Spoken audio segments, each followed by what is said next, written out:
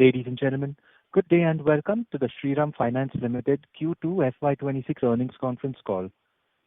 As a reminder, all participant lines will be in the listen-only mode, and there will be an opportunity for you to ask questions after the presentation concludes. Should you need assistance during this conference, please signal an operator by pressing star and then 0 on your touch-tone phone. Please note that this conference is being recorded. I now hand the conference over to Mr. Umesh G. Revankar, Executive Vice Chairman, Shriram Finance Limited. Thank you, and over to you, sir. Thank you. Good evening, friends from India and Asia, and warm welcome to all of you. Greetings also to those who joined the call from the western part of the world. To present our Q2 FY2026 earnings call today, I have with me our Managing Director and CEO, Mr. Chakravarti, Managing Director and CFO, Mr. Parag Sharma, S. Sundar, Joint Managing Director, and Sanjay Kumar Mundra, our IR head. It has been a good second quarter of the year for finance under current circumstances. To get a broad economic indicators that has a direct impact on our business. GDP, Indian economy recorded a strong start in the first quarter with real GDP rating to 7.8, the 6.5 growth in the same period last year. The performance is largely driven by the services sector, and while manufacturing and retail also have contributed positively. On inflation has been all-time low for a reasonably long time, and it is below the RBI's 2% low tolerance limit. Food prices, which account for nearly half of the basket, dropped to 2.28 against 2.65 in the earlier lowest, December 2018. The RBI policy, the key takeaways are the RBI has kept the repo rate unchanged at 5.5. Policy stance have remained neutral. The GDP forecast is revised upwards to 6.8 from earlier 6.5. And CPI inflation forecast has lowered to 2.6, down from 3.1. All are very positive. And the rural economy, the monsoon has been very good, spread across the country, even though there has been some excess rains.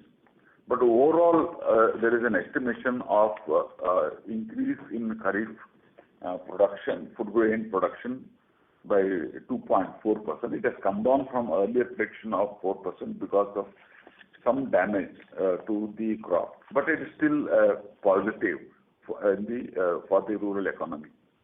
GST collection has risen by 9.1% year on year. It has been growing steadily, and we expect with increased GST collection, the government infra spend will go up further, and that will help the automobile and the construction equipment industry. Now coming to the auto industry, this quarter has been quite good for automobiles, especially if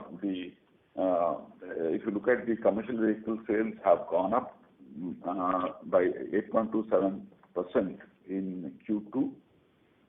It stands at 2.4 lakh units against 2.21 lakh units in the previous quarter, the previous year same quarter.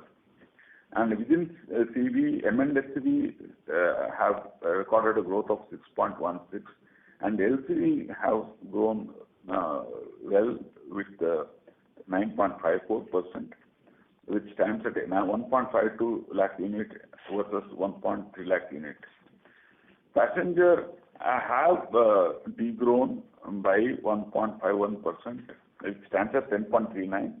But the demand in October has been very good for passenger vehicle across, especially for the base model, and we expect the this quarter, that is the third quarter, passenger vehicle demand will be significant, credit growth will be significantly higher.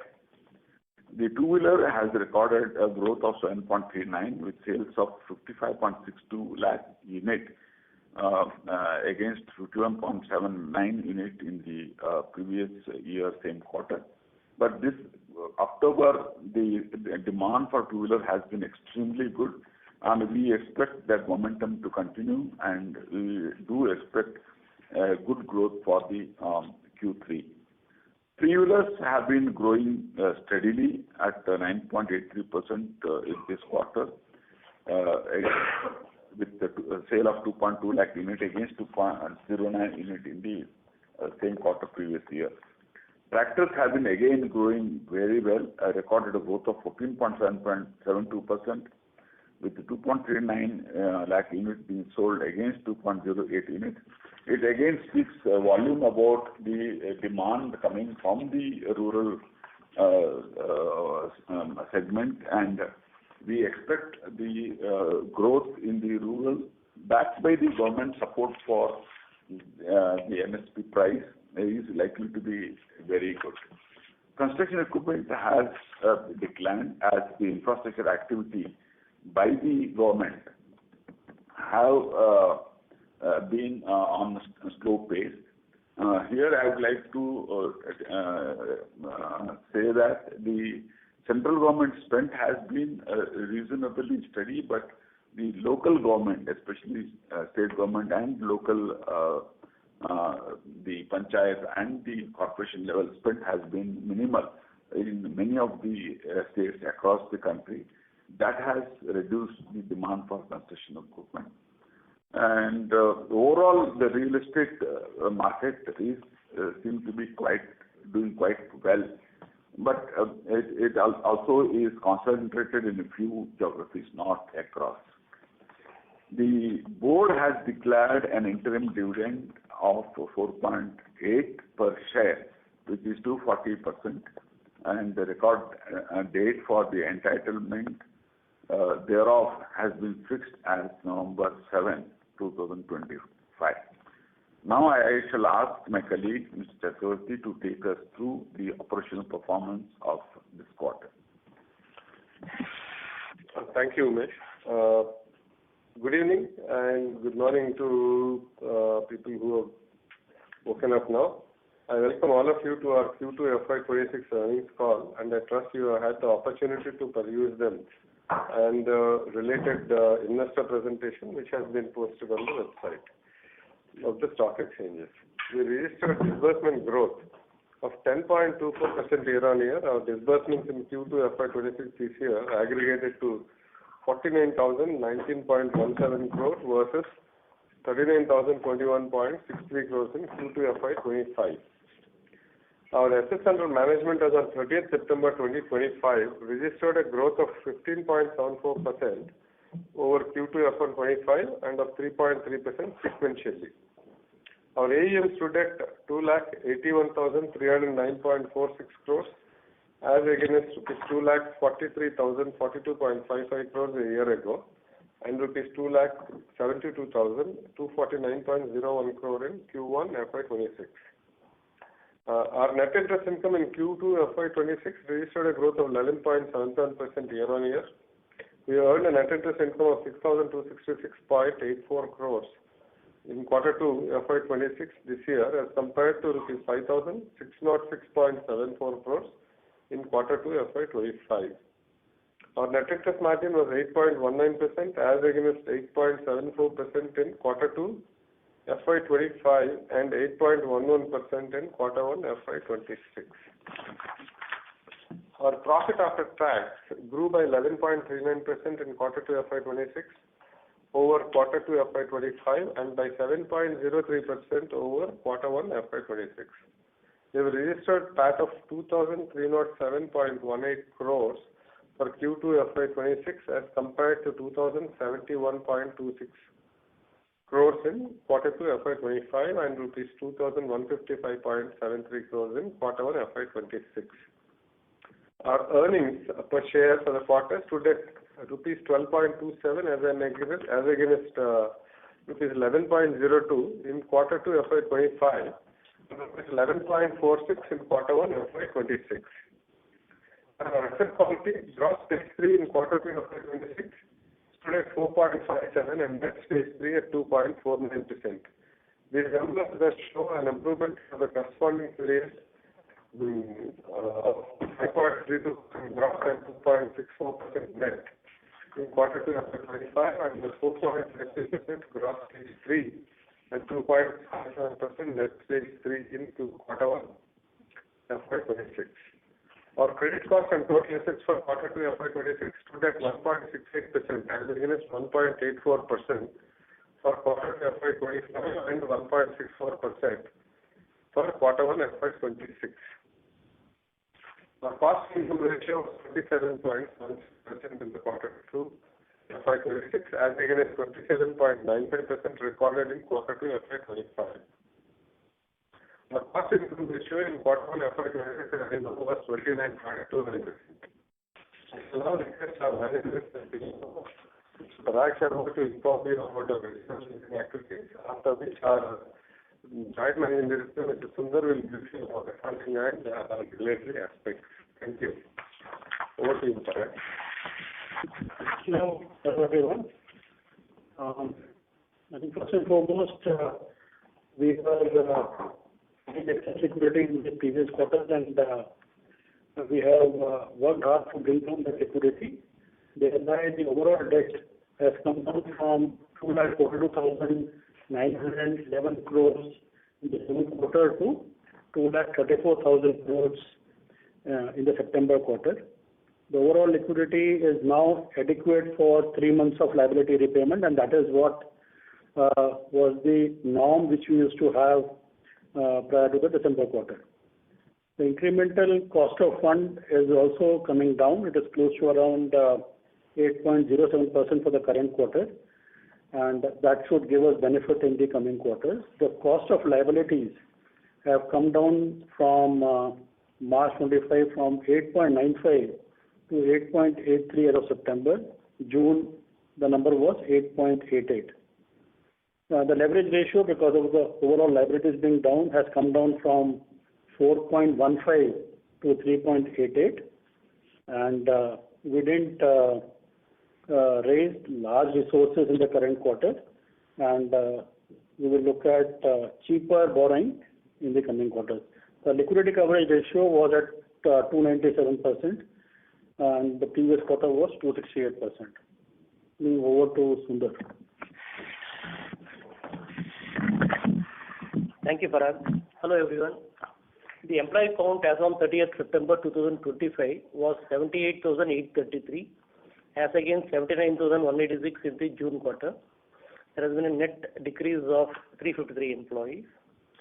The ECL numbers, the stage 1 PD was 8.85% as on September 30th, as against 8.82 on June quarter end. And stage 2 PD was 21.15 as against 21.35 in June quarter. And LGD was 39.04% as against 39.05%. Coming to the disbursement numbers, product-wise, the commercial vehicle segment, we disbursed 17,325 crores. Passenger vehicles was 8,673 crores.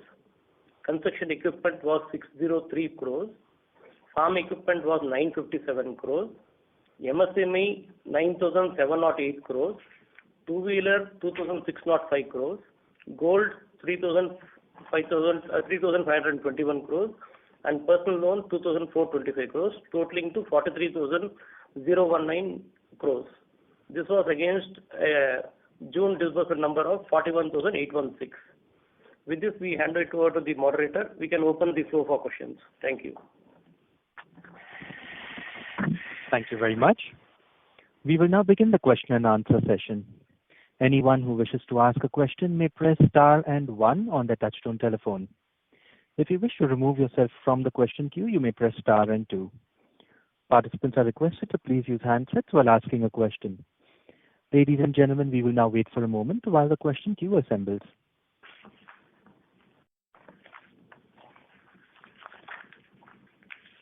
Our first question comes from the line of Chintan from Autonomous. Please go ahead. Hi, good evening, gentlemen. Can I ask on two aspects, your net interest margin and your growth outlook? On net interest margin, could you give us some guidance on where you think the exit run rate on NIMs would be by the time you reach 4Q? I see that you have used up your excess liquidity, but it is not showing up in your NIMs currently. Was that reduction coming in late in September? That would be my first question, and then I'll ask you on growth as well. Yeah, you are right. The reduction has come in the later part of September. So as we guided in the last quarter, the exit of fourth quarter, the net interest margin will reach to 8.5. So on average, it will be anywhere between 8.25 to 8.3 for the full year. Okay, and how should we think about the next year? If you are growing new vehicles a little bit more than your back book, should NIMs see some pressure next year, or you have more than enough cushion on the cost of funds to offset that? That will not have any impact on the net interest margin. We will protect our net interest margin to present or try to improve on the same. We are looking at various opportunity and scope to reduce the borrowing cost and do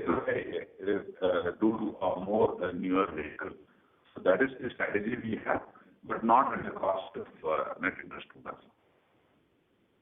Okay, thank you for that. And if you do get a rating upgrade, does that help you change your business mix down the line? Or, replace some of the rating upgrades, your margin, you want to keep it stable?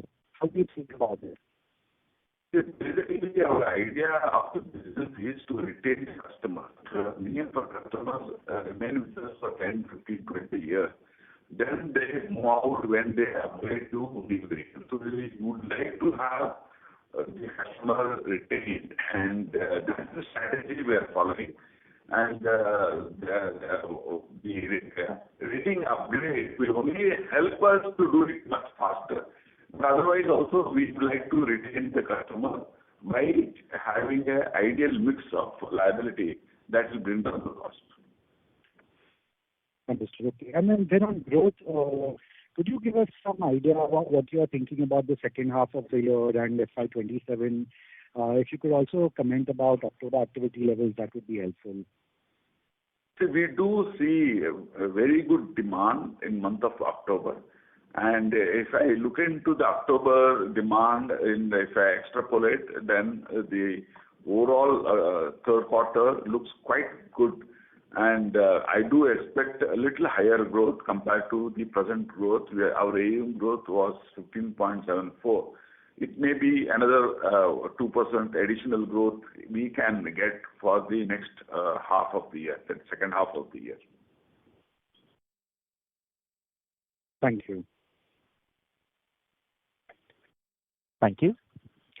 Our next question comes from the line of Rajiv Mehta from Yes Securities. Please go ahead. Yeah, hi, good evening. Thank you and congratulations on a strong performance.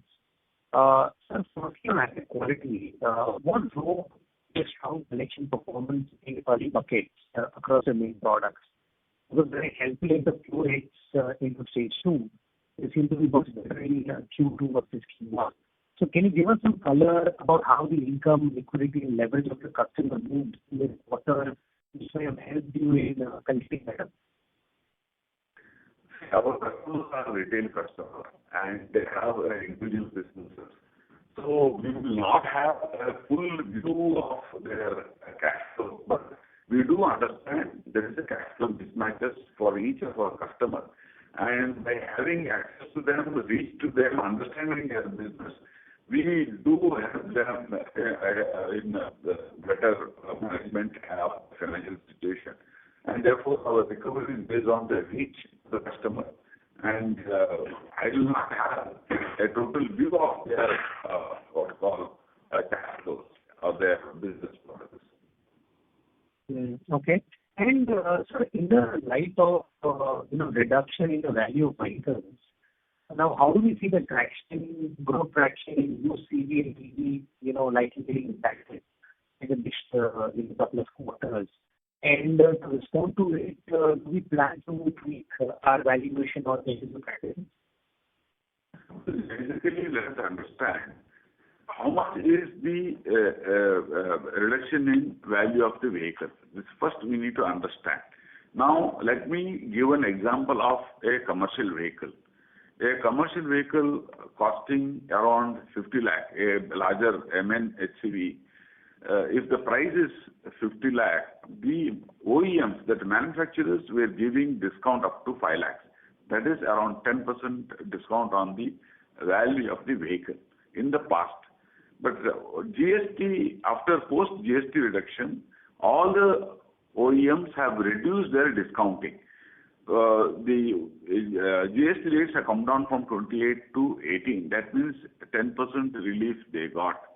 And the discounts which are offered by the manufacturers have come down from 10% to around 2% or 1%. So the OEMs have significantly reduced the discount, and therefore net cost to the customers have not really changed much, hardly big change for the customers, especially in the commercial vehicle. Maybe in the car, you are right, to some extent the prices have come down for the vehicles which are less than 4 meters, and that resale value may have some impact at the hand of the customer. But on commercial vehicles, we have not seen reduction in value even for the second-hand vehicle. In fact, there was a speculation when the GST the price reduction was announced, and the speculation was very, very high, saying that the resale value of the second-hand vehicle will come down. But after 1 month more than 1 month of the GST rate cut, we did inquire, because we do have various sources of inquiry or various sources of information that we collect. We have not seen any reduction in the value of the vehicles, especially commercial vehicles. So even in the car, it is only for a few segments there has been some reduction in the value of a second-hand vehicle. So overall, the business robustness has remained strong. Got it. Thank you, sir, and best of luck. Thank you. Our next question is from the line of Raghav from Ambit Capital. Please go ahead. Hi, good evening, and thank you for the opportunity. Sir, I have 2 questions. One, I remember you saying that the transactions in used CV market have been low. But when I look at your growth rate in the CV portfolio, that has increased from 11% in the fourth quarter to about 14% now in this quarter. I'm just trying to understand, despite you listening about low market volumes, how is it that the growth rate has increased? If you can give some color, maybe some bifurcation of value growth and volume growth. That's my first question. See, basically what has happened is the number of transactions, I said it has come down because naturally what happens is if a person is owning a 10 years old vehicle, he will upgrade and buy a 7 years old vehicle after 3 to 4 years. That's a general practice.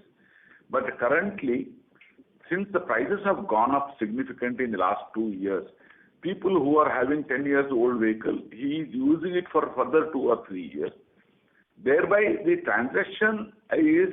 number of transactions has come down. But since the value of each of the transaction being higher, for us, we are able to grow the business. And also, we are having an advantage of gaining the market share from the small players at the local level. Since we have ability to reach and we are gaining the market share, we continuously add more number of customers. So as the used vehicle prices rationalize over the next 3 to 4 years, I believe number of transactions can go up significantly. But we are quite comfortable with the growth what we are getting out of volume and the market share gain. Sir, what would have been the average price growth for a used truck that you would have financed? Just so that number really fine. Year on year, it will be around 5%. But last year, if you ask me, it would have been much higher because the used vehicle prices went up sharply between 21 to 24, it went up sharply. Between 24, 25, 26, you will see the prices increases marginal by 4 to 5%. Understood. Sir, my second question is on the asset quality. So, during this quarter, multiple financiers have said that there is some stress in the CV portfolio. And then when I look at your number also, slippage has gone up, but not materially, it seems. What are some of your observations from branches and, from the ground about your customers' ability to earn and service their loans? And I think you've partly answered in the previous question about your overall asset quality outlook, but I think just some of your thoughts on what's happening on the ground with respect to truck utilization and all will be very helpful. Thanks. The truck utilization have remained quite good. It has never come down. Even if you take the urban and rural all segment, it has not come down. It is quite good. Certain geographies where there was excessive rains and some challenges due to a stoppage of transportation because of the damage because of excessive rain. There were certain challenges. And that was a temporary, maybe for 10-15 days. And that would have impacted certain geography, not all over India. So we also had a certain request from some geographies that they should get some kind of relief on making the payment and all.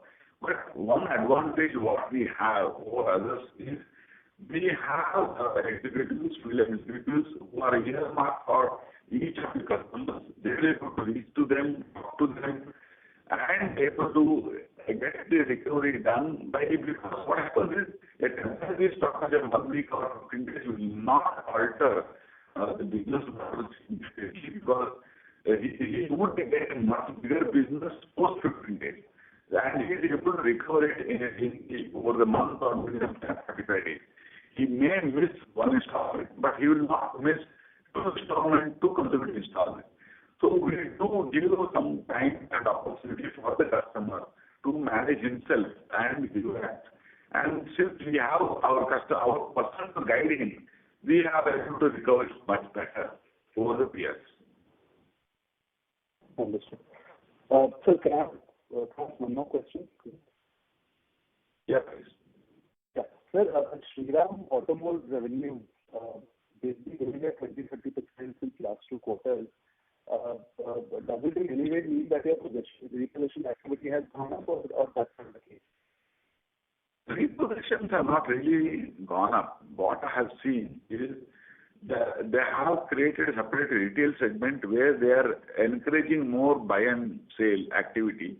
And they also have introduced more segments. They are not just dependent on commercial vehicle. Their car segment or construction equipment segment also is doing well. So overall, I think they are doing well. Even these gold auctions also have increased. So since they are having multiple revenue streams, they are improving. And we have not seen significant increase in repossession. But the market is quite large for them, and I think they will have a good opportunity to grow in the next 2 quarters. Perfect. Thank you, sir. Thanks a lot for this answer. Thank you. Our next question is from the line of Ramesh from ICICI. Please go ahead. Yeah, hi, sir. Comments on a good set of numbers. Just to give some thoughts on this amicable piece, again, this book GST has gone up and it has been actually increasing some quarters. And certainly when we look at different trend, generally GST tends to improve in second quarter. This is not the case in this quarter. So just wanted to know, what are the emerging trends in this segment? And even this segment has been on the fastest portfolio for us. It has been driving credit growth also. So do you think calibrate investment in this portfolio given, some sort of checks build up from last 2 quarters? So we have been cautious with MSME segment, especially post the tariff, US tariff, because some of the segments are dependent on US market, and some of the segments have as high as 60% of their output going into the US market, especially manufacturers and some of the service providers to them. By and large, we are financing service providers. We are not lending to manufacturers. So we do not really see a big challenge there for us. And our growth was mainly because of wide reach we have created. Earlier, our exposure was mostly in the southern market. But today, post the merger, we have large number of branches and larger geography available for the growth.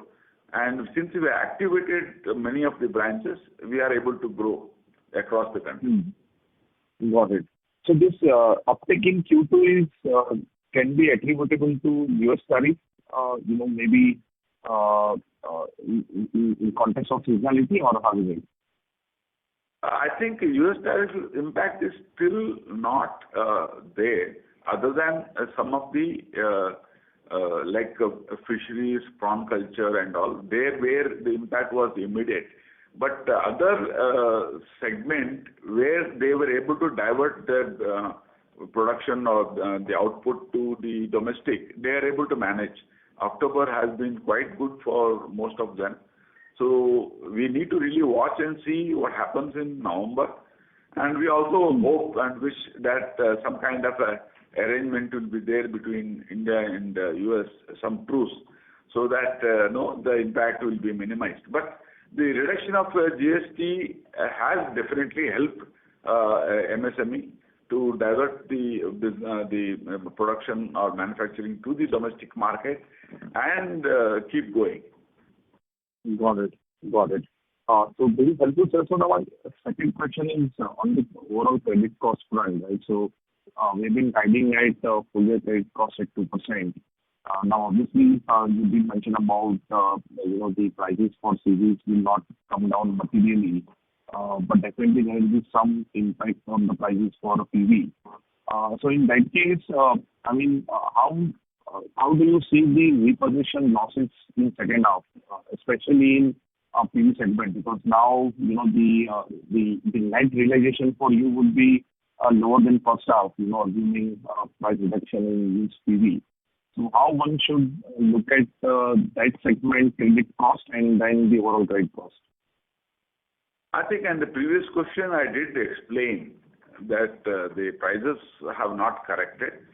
I don't want to repeat it again, but I can tell you very confidently that the used vehicle prices have not corrected sharply as you are trying to express, and this is the feedback I have across the country. And this is true for passenger vehicle as well? No, it is not true for passenger. It is commercial vehicle has not come down.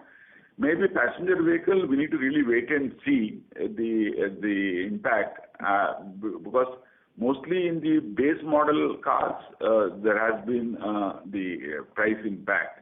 But other car, the price impact is not there. Got it.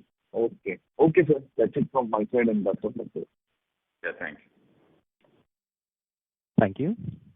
Our next question is from the line of Shubhranshu Mishra from Phillip Capital. Please go ahead. Hi, sir. Good evening. So, 2 or 3 questions. The first one is on the small commercial vehicle, light commercial vehicle. How do you look at the asset quality there? Are the SRTOs under cash flow pressure? Second is on the passenger vehicle. We've had various OEMs now in the FY talking about 6 to 7% volumes of FY27. However, have the OEMs come back to you speaking about price increases from January 26 onwards, because the actual discount is around 4.5%. I'm talking about the new vehicles here. And in terms of new vehicles, how do we look at 50 ton and more? Thanks. These are the 3 questions. The 50 and more is a little more dependent on government infrastructure because most of this vehicle goes for infra related activity, either for mining or it will go for the large transportation. Right now, it is the government spend has been little muted, and therefore the demand is not really big on the large trucks. I did not get the first. Okay, this is the thing that 25 delivered basis onwards, the price increase. Okay, and commercial vehicle asset quality, the cash flows of SRTO. Yeah. And the cash flow of SRTO is not impacted at all. It is, I believe, see, whatever reading I have is that the SRTOs have, their earnings have been steady, and therefore there's no impact on them directly. And the price increase by OEMs, we cannot speculate because, see, there's only one reason for price increase is improvement in the technology or the government insistence on the technology upgradation for various purposes on either for the fuel emission or some other reason. If the government putting more conditions, then the vehicle prices can go up. Otherwise, it may not go up. So if the prices go up, then it is good for us because asset quality of a second-hand vehicle or our LTV coverage will be higher. So just one clarification on the passenger vehicle pricing. Essentially, there would be a price deflator because of GST rate cut, and you guys would be definitely having PIV discussion to the OEMs. So they haven't, what you're saying is that they haven't communicated anything about price increases from January 26 because they might want to cover up this price deflation. So I can't really talk about what OEM is planning to do at this juncture. So as of now, I can say that the portfolio is holding good, and as far as the economy is doing well, customer will definitely repay the money. So it is all the cash flow for the customer and economy doing well. That is more important.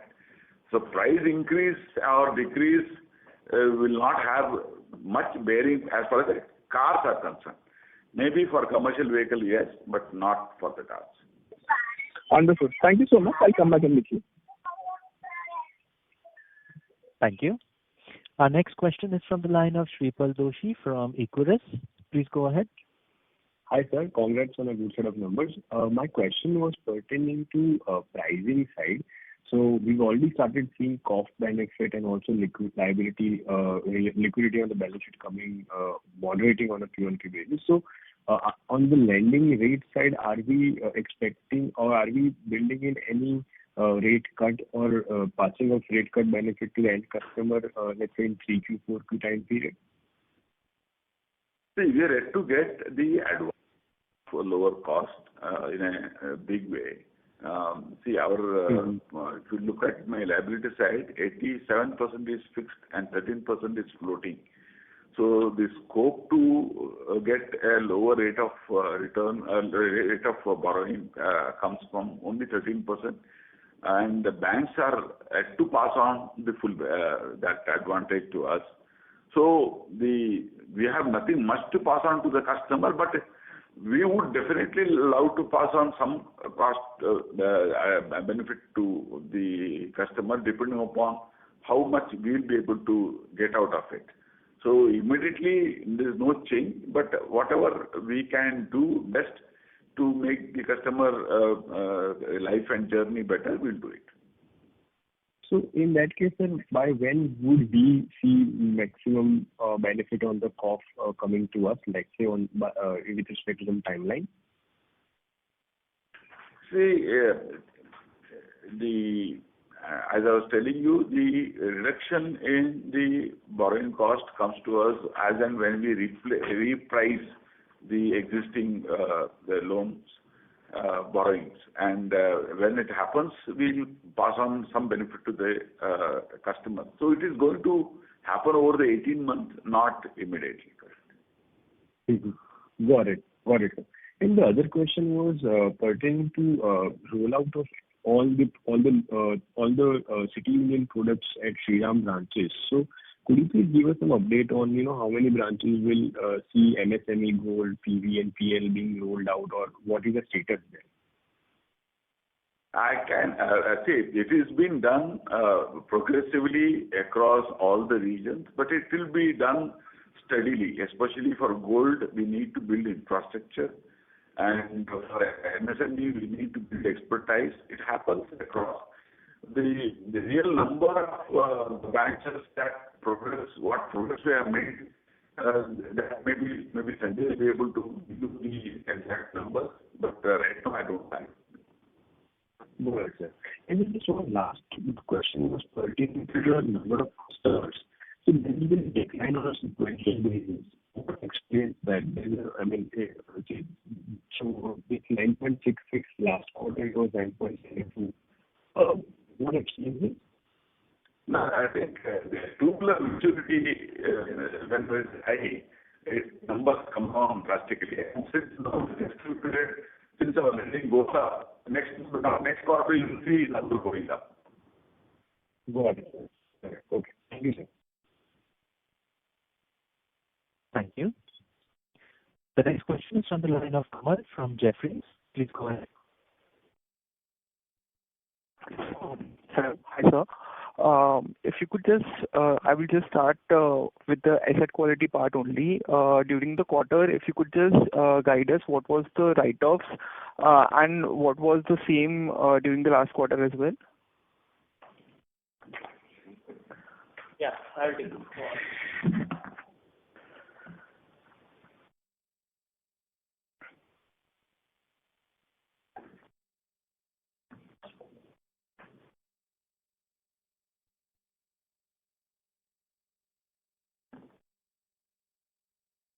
Yeah, the write-off in the current quarter was 456 crores as against 447 in the previous quarter, and the provisions was 877 crores as against 838 crores in the previous quarter. Okay, sir. And during the quarter, we have seen quite a bit of improvement in the stage 2 slippages majorly, while stage 3 slippages, if I calculate, has been increased quarter on quarter. So if you could just guide what exactly has happened in the stage 2 bucket versus the stage 3 bucket, and how the overall environment was.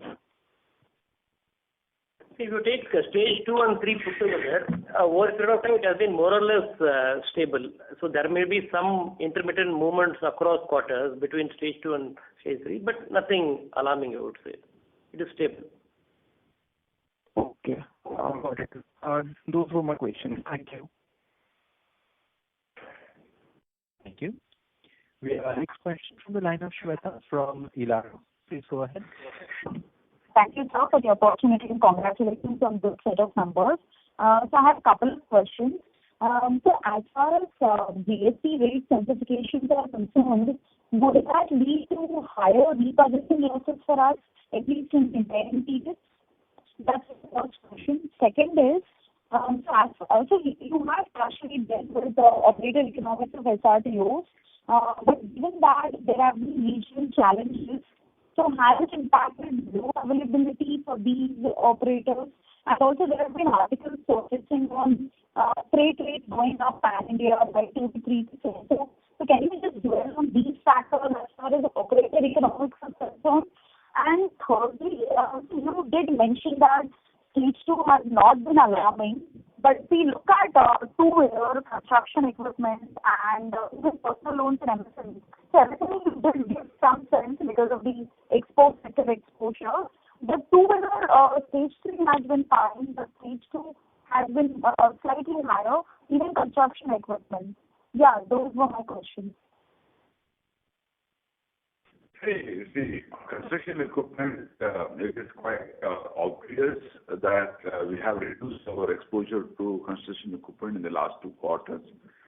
We have been cautious because there has been some delay in bill payment in certain geographies, and therefore there has been some delay in payment.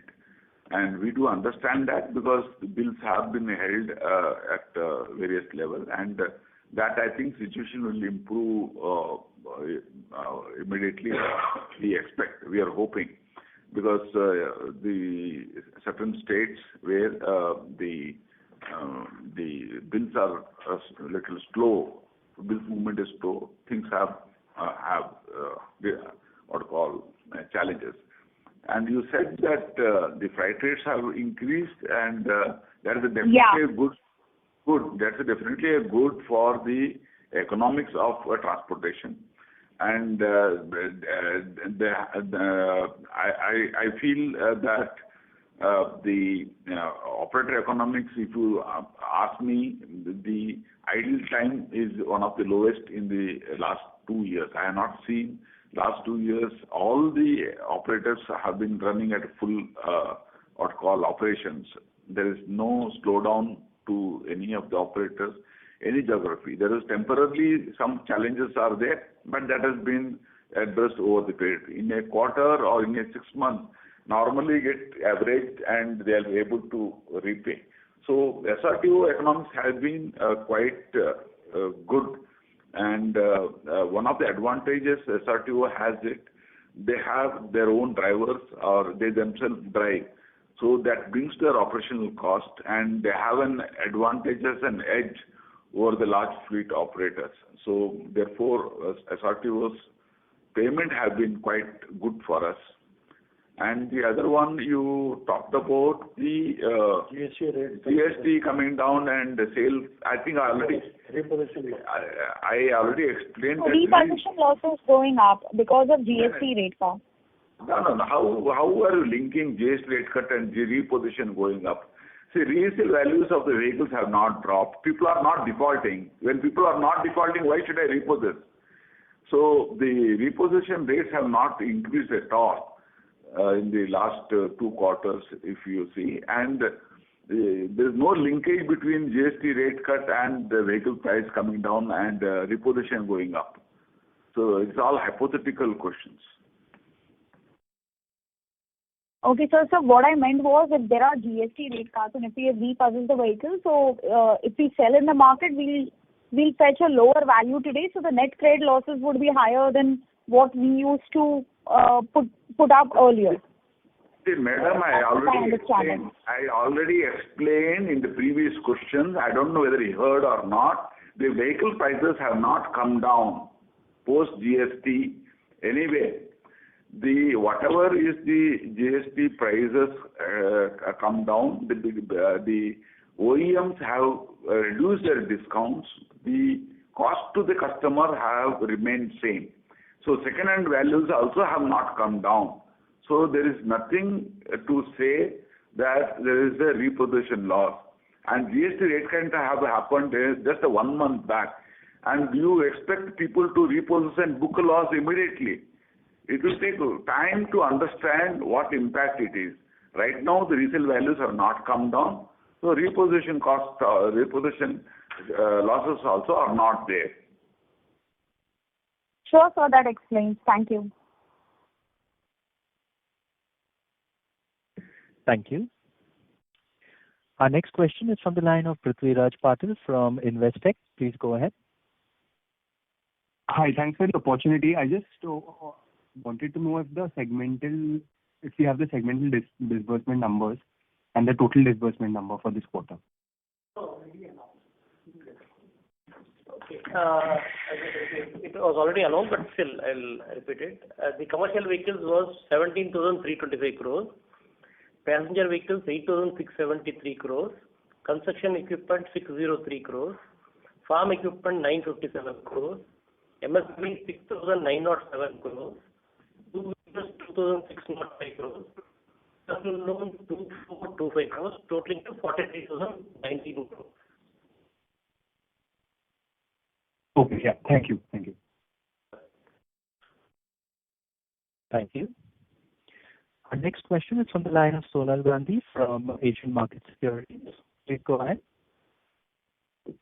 Yeah, thanks for the opportunity. Last two questions. Yeah. Yeah. So, on the subsidiary, so what has been the thought process, we have invested in Shriram investment limited, and, if you could just give us some plan that what we plan to do through the subsidiary. And second one is on public deposits. So that is already making up, 28% of your borrowing issues today.